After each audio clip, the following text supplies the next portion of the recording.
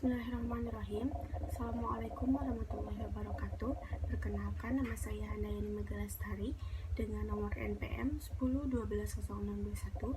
Di sini saya akan mengerjakan tugas evaluasi akhir semester dengan mata kuliah Sumber Daya Manusia, Perencanaan Tenaga Kerja.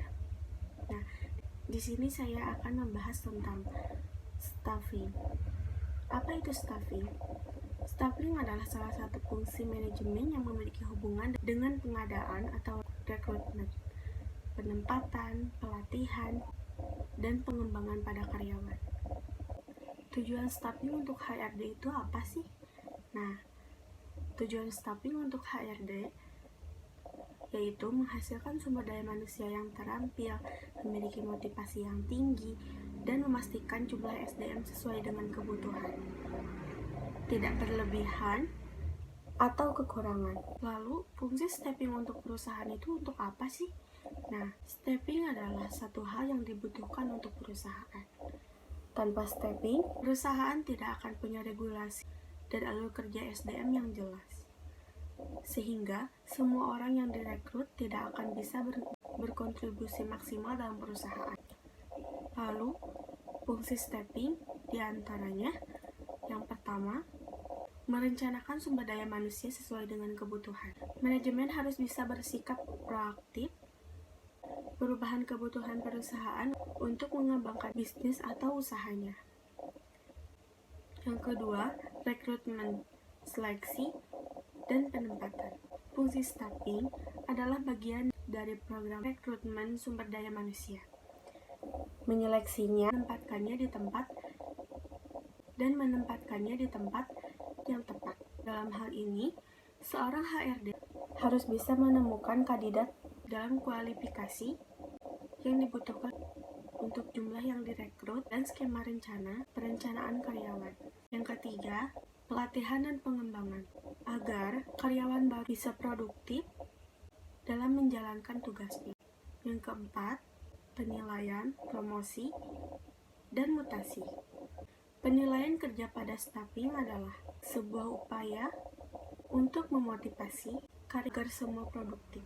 Dan pada intinya, fungsi staffing adalah untuk memastikan bahwa setiap karyawan dapat mengembangkan dirinya dengan cara berkreativitas dan meningkatkan produktivitas untuk tujuan perusahaan. Proses staffing dalam perusahaan fungsinya untuk apa sih? Nah, proses staffing untuk perusahaan agar semua fungsi bisa berjalan dengan lancar. Pihak HRD harus melakukan proses staffing secara terus-menerus untuk menjaga kebutuhan perusahaan. Proses staffing diantaranya yang pertama, perencanaan sumber daya manusia. Proses staffing ini meliputi semua kegiatan yang dibutuhkan dan menyediakan berbagai macam karakter karyawan dan jumlah karyawan untuk dapat mencapai tujuan perusahaan.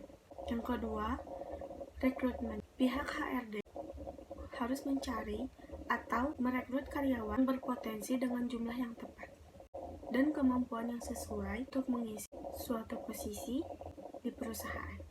Cara yang dilakukan bisa dengan memasang iklan lowongan kerja di situs pencari kerja. Yang ketiga, seleksi. Proses ini bertujuan untuk HRD agar bisa memilih karyawan yang sesuai untuk posisi tertentu berdasarkan dari lamaran kerja yang masuk dan diterima. Yang keempat, pengenalan dan orientasi. Proses orientasi adalah sebuah kegiatan pengenalan dan penyesuaian karyawan baru dengan tempat lingkungan kerja yang baru.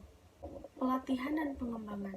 Tujuan dari proses ini adalah untuk memperbaiki produktivitas dan efektivitas kinerja karyawan untuk mencapai tujuan kerja yang sudah ditetapkan. Yang keenam, penilaian kerja.